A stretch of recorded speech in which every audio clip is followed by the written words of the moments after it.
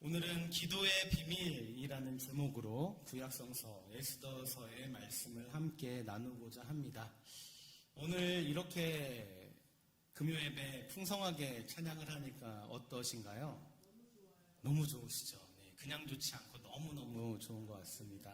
우리 성도님들 수고하시는 우리 찬양팀원분들 그리고 아직 안 끝났습니다.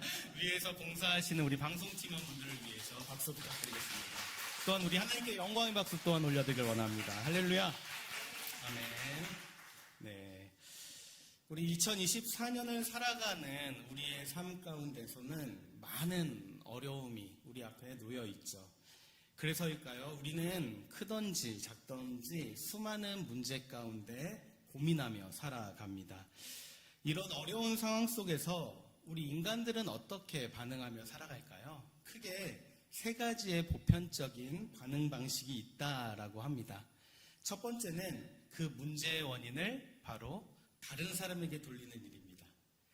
내가 이렇게 된 것은 바로 너 때문이야. 다른 사람에게 돌리는 패턴이고요. 두 번째는 지금 이 일은 나에겐 없는 일이야, 없었던 일이야 하면서 그 문제 자체를 부인하는 일입니다. 그리고 마지막 세 번째는 자신의 문제로부터 회피, 도피하는 그런 반응이다라고 볼 수 있죠. 그런데 우리는 여러 경험과 연구를 통해서 앞서 말씀드린 이 세 가지의 방법들이 우리 앞에 놓인 그 문제를 해결하는 데 있어서 그다지 도움이 되지 않는다라는 사실을 누구보다 잘 알고 있습니다. 자, 그렇다면 우리 삶 속에서 어쩔 수 없는 문제와 어려움에 우리가 부딪히게 될 때 그 문제를 해결할 수 있는 가장 좋은 방법은 무엇일까요? 기도 이렇게 나오는 거 보니까 역시 우리 예습 복습을 잘하시는 우리 성도님들, 주보를 보고 말씀을 미리 묵상하시고 제목을 보고 유추할 줄 아는 아주 훌륭한 격조 높은 수준 높은 우리 성도님들이십니다. 맞습니다. 직면이에요, 직면. 네. 우리가 어떠한 문제를 해결할 수 있는 가장 최고의 방법은 직면입니다. 피하는 것도 아니고 탓하는 것도 아니고 바로 그 자리에 서서 온전히 바라보는 것, 직면이 그 문제의 가장 좋은 해결 방법입니다. 피할 수 없으면 뭐뭐하라 라는 말이 있죠. 즐겨라 라는 말이 있습니다. 그런 것처럼 문제를 우리가 피할 수 없으면 문제를 마주하고 부딪히고 최대한 즐기는 길이 최선이다라고 볼 수 있다는 것이죠. 이것은 우리의 신앙에 있어서도 마찬가지일 것입니다. 하나님은 우리 그리스도인에게 삶 속에서 일어나는 그런 모든 문제를 피하지 말고 또한 그 문제를 탓하지도 말고 그 문제를 덮어지지도 말고 온전히 직접적으로 대면하면서 극복할 수 있는 가장 효과적인 방법을 우리에게 알려주셨습니다. 그 방법이 무엇일까요? 바로 기도입니다. 그런데 그럼에도 불구하고 많은 이들이 이러한 대면하는, 직면하는 이 기도에 관해서 오해하는 부분들이 참 많이 있는 것 같습니다. 그것은 하나님은 사랑이기 때문에 전지전능하신 능력이 있기 때문에 우리가 열심히 기도하지 않아도 직면하지 않아도 때가 되면 우리를 사랑하시니까 그냥 당신의 뜻을 주권적으로 이끄실 것이다. 물론 틀린 말은 아닙니다. 하나님은 전지전능하신 분이시고 당신의 힘과 능력으로 얼마든지 그 모든 것을 이루실 수 있는 분이십니다. 그래서일까요? 성경은 마태복음 10장 29절 말씀을 통해서 이렇게 이야기를 하죠. 하늘을 나는 참새 한 마리도 하나님의 허락이 없이는 땅에 떨어질 수 없다라고 이야기하고 있습니다. 즉 하나님의 절대적인 주권에 대해서 우리에게 분명히 가르치고 있다라는 것입니다. 하지만 이런 전능하심과 사랑 그 외에도 동시에 성경은 이런 우리에게 알려주는 기도에 대한 그 직면에 대한 우리가 더욱더 주권적인 능력으로 나아가야 하는 그 방법에 대해서도 강조하고 계시다라는 것을 우리는 기억해야 되는 것입니다. 우리는 하나님의 꼭두각시가 아니잖아요. 하나님의 자녀입니다. 하나님은 그렇죠. 여러분들도 우리 자녀들이 내 품의 자식으로만 남아있길 바라시나요? 그렇지 않죠. 저희 아들이 올해 초등학생이 되었어요. 그래서 이제 학교를 가는데 너무 불안하더라고요. 이 아이가 학교에 잘 갈 수 있을까? 그래서 등교할 때마다 제가 뒤를 졸졸졸졸 따라갑니다. 저희 아내가 졸졸졸졸 따라가기도 하고요. 그런데 어느 순간 아이가 딱 이러더라고요.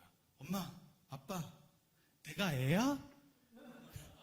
전 속으로 생각하죠. 애야 이렇게 말하고 싶지만 아니, 은중이는 애가 아니지 이렇게 얘기를 하면서 조금씩 이 아이가 혼자의 힘으로 걸어나갈 욕구도 생기고 또한 그리 함으로써 더욱더 사회 속에 한 존재로서의 그런 삶을 빛내고 있다라는 것을 조금씩 느끼게 되는 것 같아요. 그렇습니다.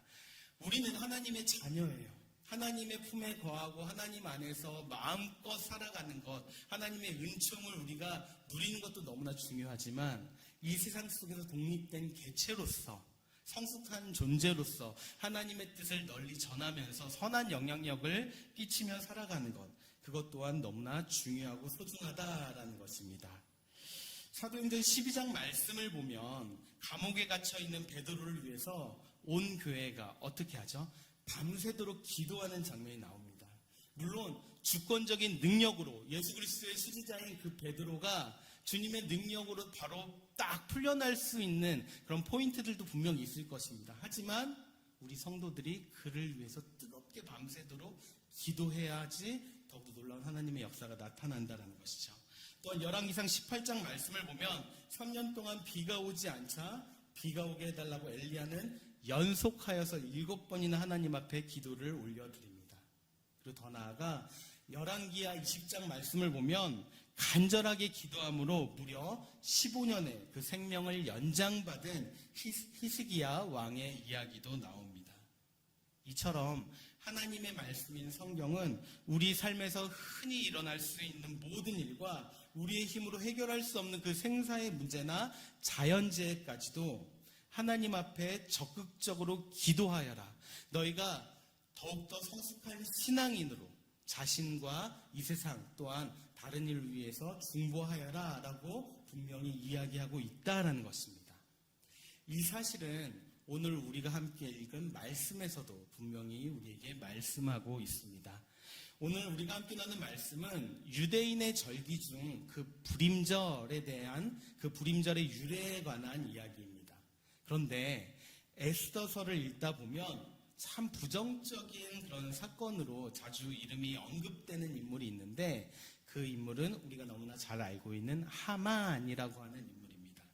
그래서일까요? 지금도 불임절이 되면 유대인들은 회당에 나가서 에스더서를 함께 읽는데 흥미로운 사실은 에스더서를 함께 통독을 할 때 그 하만의 이름이 딱 성경에 등장하면 어떻게 하죠? 이스라엘 백성들이 그의 이름이 지워질 것이다 라고 동시에 외친다라고 합니다. 왜냐하면 이 하만이라고 하는 인물은 유대인들을 말살하고 그들의 재산을 빼앗을 계획을 세웠던 인물이기 때문입니다. 이 하만이라고 하는 그 인물의 모함 때문에 절대절명의 위기 속에서 모르드게와 이스라엘 백성이 할 수 있었던 것은 무엇이었나요? 옷을 찢고 부르짖으며 하나님께 나와 기도하는 것, 바로 오늘 우리가 함께 나눈 말씀의 내용입니다. 사랑하는 성도님들, 기도가 우리의 삶의 중요한 이유는 무엇입니까? 혹시 고민해 보셨나요? 뜨겁게 누구보다 열심히 주님 전에 나오셔서 기도한 우리 성도님들, 기도가 우리의 삶의 중요한 이유는 무엇입니까? 가장 먼저 첫 번째로 기도라는 것은 영적 싸움이기 때문입니다. 우리 인간은 한 치 앞도 내다보지 못하는 나약한 존재로서 눈앞에 보이는 그러한 현실에만 집중하고 거기에 나타나는 그 현실의 문제만을 해결하고자 합니다. 그러나 차분히 하나님께 집중하여 기도하다 보면 지금 내 삶에 일어나고 있는 그 모든 어려움, 그 어려움의 원인이 단지 내 눈에 보이는 현상만이 아니라 또 다른 영적인 문제를 내포하고 있음을 깨닫게 됩니다. 즉, 우리는 대개 눈에 보이는 문제 때문에 기도하지만 사실 하나님은 눈에 보이는 그 현실뿐만 아니라 그 너머에 있는, 우리는 신앙인이잖아요. 영적인 삶을 추구하고 영적인 삶을 갈망하는 존재들이잖아요. 그 너머에 있는, 그 문제 너머에 있는 영적인 세계와 싸우고 계신 것을 알 수 있다라는 것입니다. 조금 전에 우리가 나눴었던 인물 하만, 이 하만이라는 사람은 어떤 사람입니까? 에스더서 3장 1절 말씀을 보면 하만에 대해서 이렇게 이야기하고 있습니다. 아각 사람 함무다다의 아들이다 라고 이야기하고 있어요. 그러면 이 아각이라고 한 사람은 누구일까요? 사무엘상 15장 8절 말씀을 보면 이 아각에 대해서 이렇게 설명하고 있어요. 아말렉 왕 아각은 이렇게 이야기하고 있습니다. 즉 다시 말해서 정리하자면 이스라엘인들을 없애려고 하는 그 음모를 꾸미고 있는 그 하만은 아각 왕의 후손이며 즉 아말렉 사람이다라는 것입니다. 그런데 이 아말렉 사람이 어떤 사람일까요? 출애굽기 17장 16절 말씀에서 이 아말렉 사람에 대해서 이렇게 이야기하고 있습니다. 우리 화면을 보면서 말씀을 함께 읽도록 하겠습니다. 시작. 이르되 여호와께서 맹세하시기를 여호와가 아말렉과 더불어 대대로 싸우리라 하셨다 하였더라. 아멘. 아말렉 사람은 하나님께 원수로서 대대로 싸울 것이다 라고 이야기하고 있는 것입니다.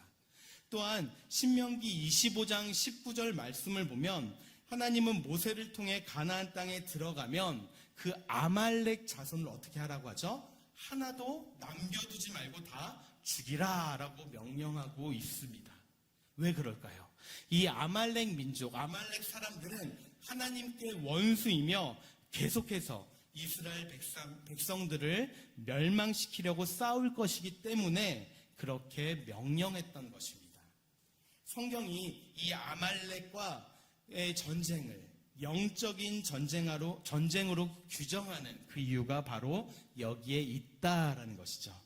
마찬가지로 오늘 말씀에서 모르드게와 유다 사람들이 하나님 앞에 기도할 때 하나님은 단순하게 이 싸움이 하만과 모르드게, 하만과 이스라엘의 싸움이 아니라 그 어둠의 세력과 하나님을 대적하는 그 어둠의 세력과의 영적인 싸움이라는 것을 아시고 그 먼저 어둠의 세력들을 영적으로 결박하기 시작한 것입니다.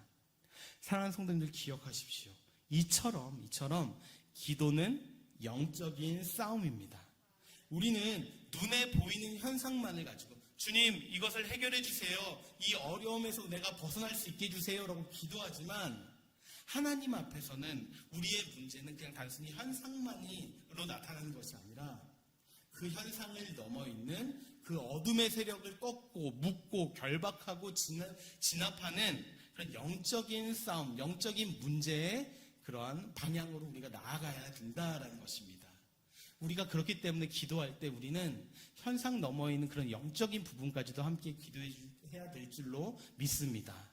그냥 단순히 주님 이거 해결해 주세요가 아니라 아울러 주님 이 사실에 있는 이 현상에 넘어 있는 하나님의 뜻이 성취되게 해 주시옵소서라고도 우리가 더 나아가 기도해야 된다라는 것입니다.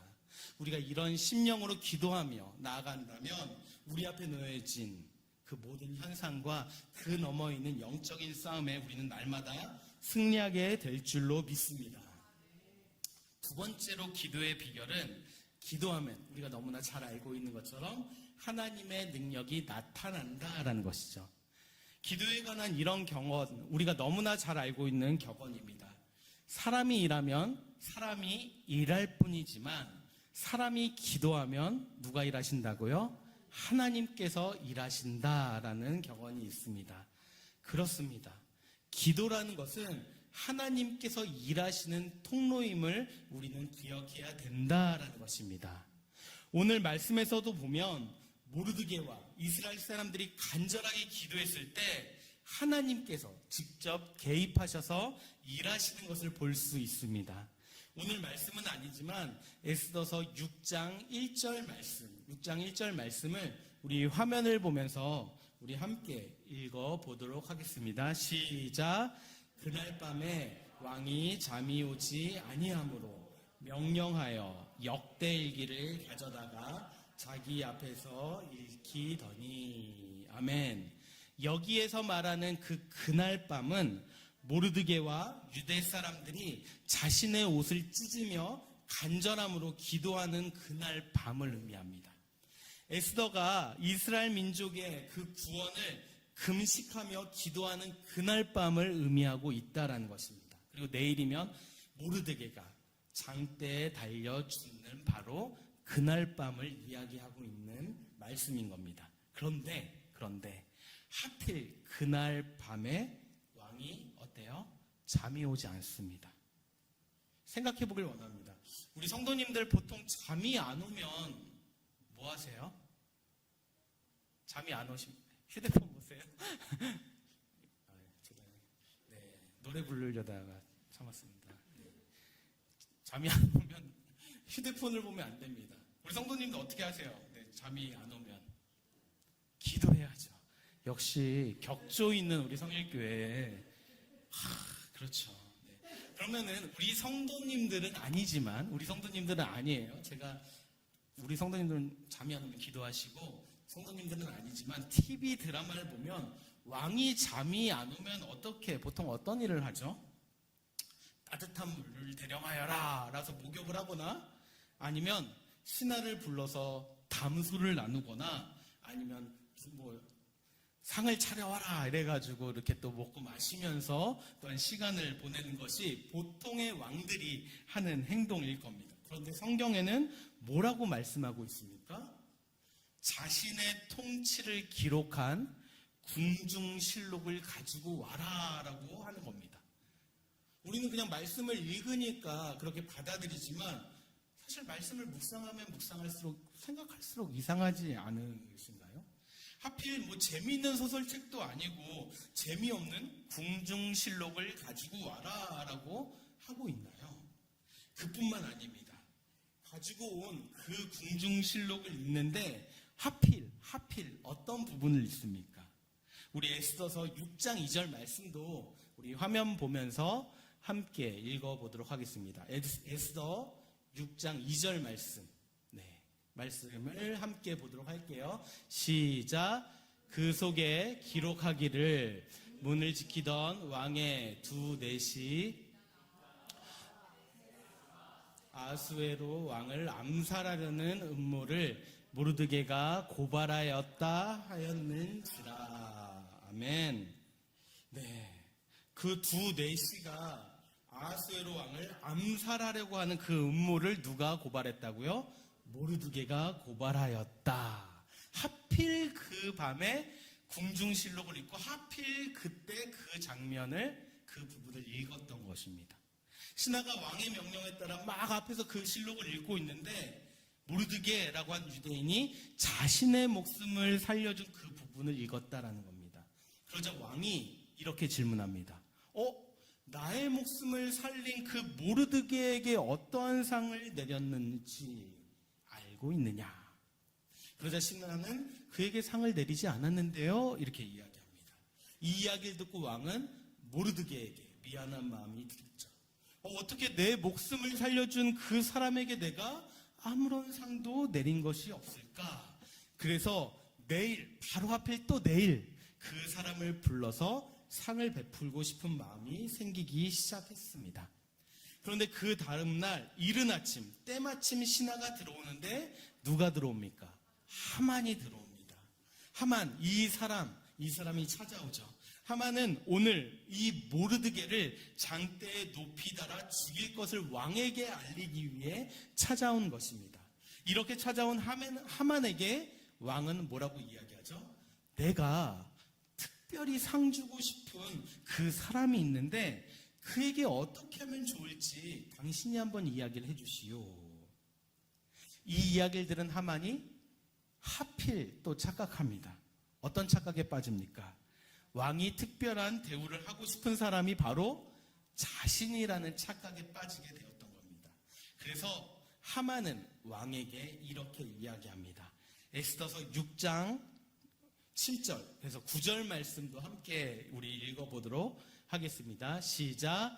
왕께 아뢰되 왕께서 사람을 존귀하게 하시려면 왕께서 입으시는 왕복과 왕께서 타시는 말과 머리에 쓰시는 왕관을 가져다가 그 왕복과 말을 왕의 신하 중 가장 존귀한 자의 손에 맡겨서 왕이 존귀하게 하시기를 원하시는 사람에게 옷을 입히고 말을 태워서 성중 거리로 다니며 그 앞에서 반포하여 이르기를 왕이 존귀하게 하기를 원하시는 사람에게는 이같이 할 것이라 하게 하소서 하니라. 아멘. 말씀을 보셨는데 어떠세요? 정말 말도 안 되는 어마어마한 내용을 지금 왕에게 이야기하는 거예요. 왕이 그 옷을 입히고 말을 태워서 온 동네에 자랑하게 하고 막 이런 퍼포먼스를 막 하는 겁니다. 왜 이러한 얘기, 말도 되지 않는 얘기를 왕에게 제시했을까요? 그렇죠. 왕이 상을 베풀 사람이 바로 나라고 생각했기 때문이에요. 나라고 생각했기 때문에. 생각하면 할수록 참 신기한 겁니다. 사랑하는 성도님들. 이것이 모두가 다 우연일까요?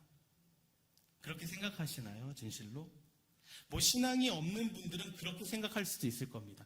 아, 모르드게 너무너무 운이 좋다. 이렇게 생각할 수 있을 것입니다. 하지만 한 전능하신 하나님, 그 모든 섭리를 이끄시고 계획하신 하나님을 믿는 우리는 절대로 그렇게 생각하지 않습니다. 오히려 이 모든 것은 담대하게 하나님의 역사라고 우리는 선포한다라는 것입니다. 이스라엘 백성들이 모여서 간절하게 금식하며 하나님께 기도 올려드렸기 때문에 하나님은 그 하만 뒤에 역사하던 그 악한 어둠의 세력을 결박하고 그분의 뜻이 온전하게 아름답게 이루어질 수 있도록 하나님께서 직접 개입하셨기 때문에 가능한 일이었다라는 것입니다. 이처럼 우리가 기도하기 시작할 때 하나님은 뒷짐지고 계신 것이 아니라 우리의 모든 상황 속에 직접 개입하시며 그분 자신의 능력을 우리 앞에 나타내십니다.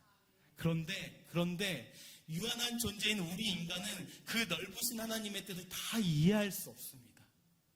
그렇기 때문에 우리는 하나님의 손에 나의 삶을 내어 맡기는 그 믿음을 그 순간순간 가지고 있어야 된다라는 것입니다. 사랑하는 성도님들, 기억하십시오. 어떤 일보다, 어떤 문제보다 먼저 하나님께 그 일을 위해서 기도하시기를 간절히 부탁드립니다. 마지막으로 제가 저희 짧은 간증 말씀을 이 시간 전해드리려고 하는데요. 사실 이 간증은 예전에 좀 짧은 버전으로 제가 드린 적이 있었어요. 네. 오늘 말씀을 준비하다 보니까 하필이면 바로 그때 하나님이 일하신 그 계획하심이 저의 삶에도 있었더라고요. 그래서 이 간증을 잠깐 나눠보도록 하겠습니다.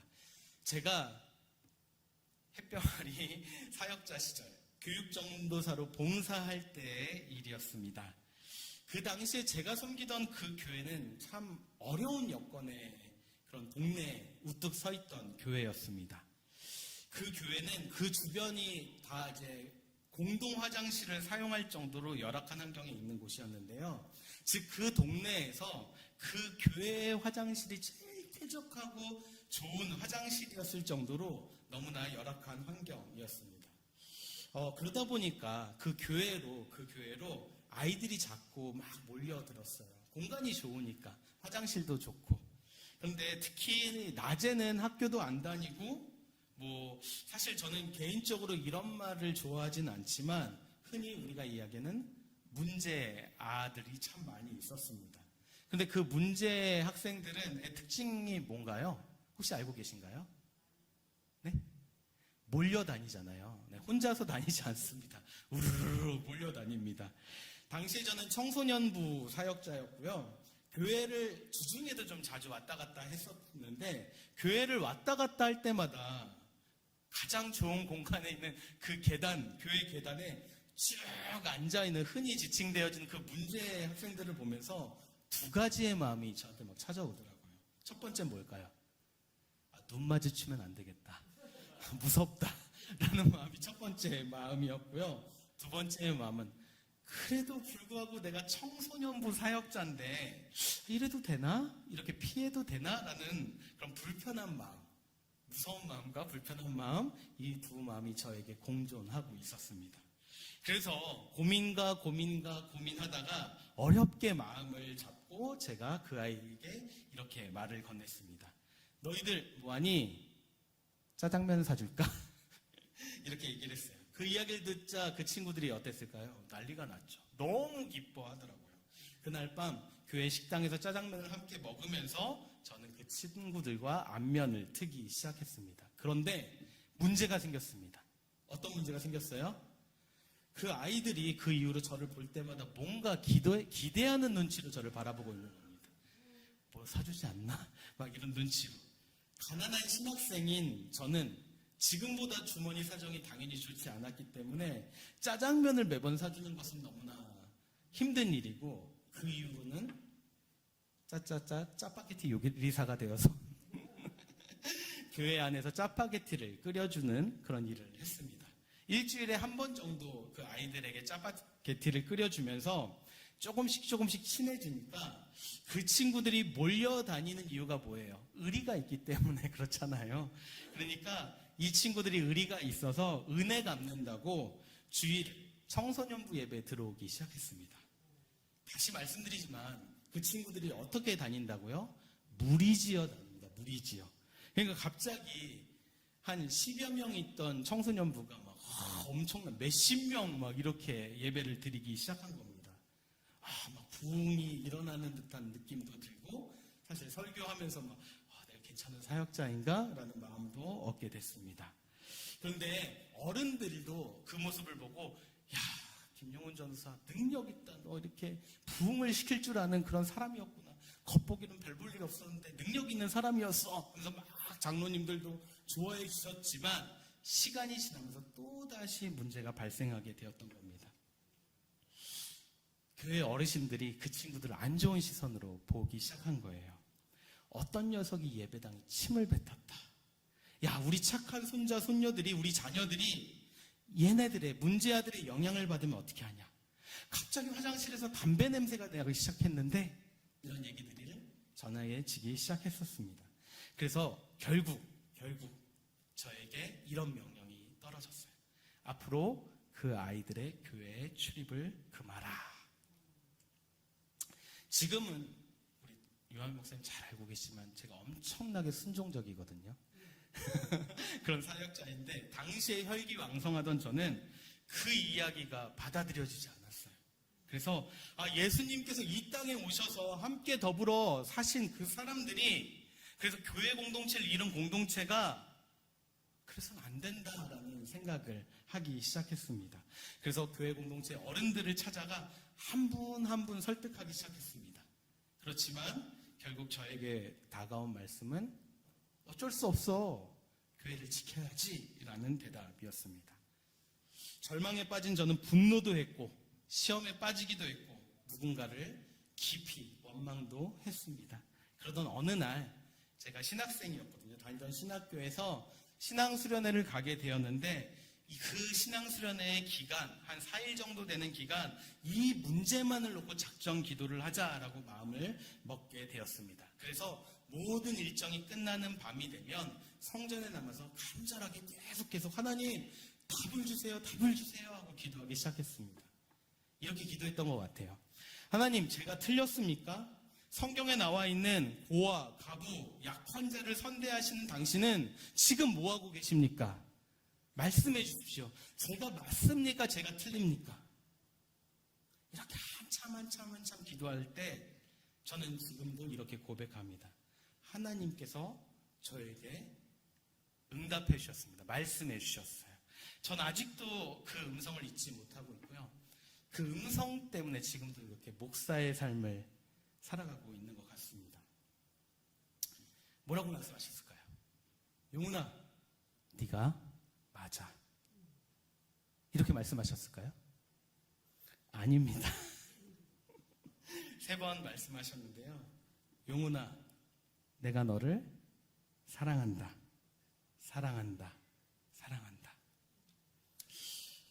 사실 그 당시에는 저에게 다가왔던 그 음성이 너무나 벅차고 감사하지만 그 체험적인 신앙이잖아요. 너무나 벅차고 감사하지만 도대체 무슨 말씀인지 의미인지 깨닫지 못했습니다. 오히려 좀 답답했던 것 같아요. 하나님 맞으면 맞다고 틀리면 틀리다고 명확하게 말씀해 주시죠. 교회의 질서도 중요하고 또한 약한 자를 선대하시는 그런 것도 중요하니까 하나님 말씀하시면 제가 받아들일게요. 이런 생각도 했습니다. 그런데 제가 그 신앙수련회에서 복귀한 후에 너무나 신기하고 감사하게 그 문제가 해결되기 시작했습니다. 저를 볼 때마다 쫓아내라고 막 화내시고 비난했던 분들의 목소리가 차츰 사라지기 시작한 거예요. 지금만 생각해보면 말 진짜 안 듣는 사역자를 포기하셨던 것 같습니다. 그리고 더 나아가서 제가 중간에서 되게 자신들을 위해서 목소리를 내고 있다라는 이야기를 어떻게 전달들었던 그 무리들의 무엇보다 행동을 조심하기 시작했습니다. 제가 그 교회를 사임하기 전에 마지막으로 그 친구들과 여름 수련회를 떠났을 때의 일인데요. 그 무리들 가운데 리더격인 친구가 저에게 찾아오더라고요. 근데 저한테 대뜸 10,000원짜리 한 장을 띡 내밀면서 이렇게 이야기합니다. 전도사님, 저는 수련회가 너무 가고 싶어요. 근데 저는 너무 부끄럽지만 초등학생 때부터 담배를 폈어요. 그래서 하루라도 담배를 피지 않으면 너무 힘들어서 신경질적이 돼서 애들을 괴롭힙니다. 숨어서 수련회 장소에서 담배를 피자니 하나님께 너무나 죄송하고 참자니 제가 신경질적이 돼서 아이들에게 피해를 끼칠 것 같고 전사님 너무 죄송한데 약국에 가서 심장에 비치는 금연 패치를 하나 사다 주십시오. 제가 수련회를 너무나 가고 싶습니다. 이렇게 말한 친구가 지금 어떻게 살고 있을 것 같으세요? 제가 그 교회를 사임한 뒤에 그 친구가 그 학생회장이 되었고요. 여기서 오하시면 안 되는데 지금은 제 후배 사역자, 목회자로 살고 있습니다. 그렇습니다. 사랑하는 성도님들, 이처럼 하나님은 살아계십니다. 살아계신 그 하나님은 무엇이든지 다 하실 수 있는 분이십니다. 그리고 무엇보다 그 분이, 그 살아계신 하나님, 전능하신 하나님이 지금 우리와 함께하고 계십니다. 그리고 더 나아가 무엇보다 그분은 지금 우리가 당신 앞에 그 모든 것을 내어놓고 간절한 마음으로 기도하기를 바라십니다. 그리고 기도할 때 현상만을 바라보고 기도하는 것을 넘어서 주님의 일하심을 기대하고 소망하고 하나님과 공명하기를 누구보다 바라고 계십니다. 우리가 하나님 앞에 나아가 간절함으로 기도하기 시작할 때 하나님은 우리 인간들의 상상을 뛰어넘어 우리의 눈에 보이는 현상뿐만 아니라 그 뒤에 우리의 마음을 흔들고 아프게 하는 그 영적인 문제까지 다 해결해 주시고 반드시 해결해 주실 것입니다. 생각해 보시기 바랍니다. 하나님께서 저에게 찾아오셨던 그날 밤, 용훈아, 네가 맞아. 나는 약한 자를 선대하는 하나님이잖아. 이러셨다면 어땠을까요? 솔직히 말해서 전 그런 답을 기대하고 기도했습니다. 만약에 그런 응답을 받았다면 저는 교만에 빠졌을 것 같아요. 맞아, 내 말이 맞잖아. 교회가 근데 왜 그래? 회의감에 빠졌을 수도 있었을 것 같습니다. 반대로 용훈아 네가 틀렸어 라고 말씀하셨으면 어땠을까요? 엄청난 시험에 빠졌겠죠. 내가 신학교에서 공부했던 하나님은 그런 분이 아닌데, 민중과 항상 함께 하셨던 하나님은, 갈릴리로 가라고 하셨던 그 하나님은 그런 분이 아니신데 엄청난 시험에 빠졌을 것입니다. 하지만 하나님은 어리석은 혹은 인간적인 저의 생각을 뛰어넘어서 하나님 당신의 방법으로 그 모든 벽을 허물어 뚫으셨던 것입니다. 사랑하는 성도님들, 이 말씀 앞에서 한번 고민해 보시기 바랍니다. 우리 각자의 삶은 어떻습니까? 혹시 우리 성도님들 위기 가운데 계십니까? 힘든 광야 같은 그 길에 서 계시고 그 길을 위해 기도하고 계십니까? 그렇다면 실망치 말고 눈을 들어 하나님을 바라보시기를 간절히 부탁드립니다.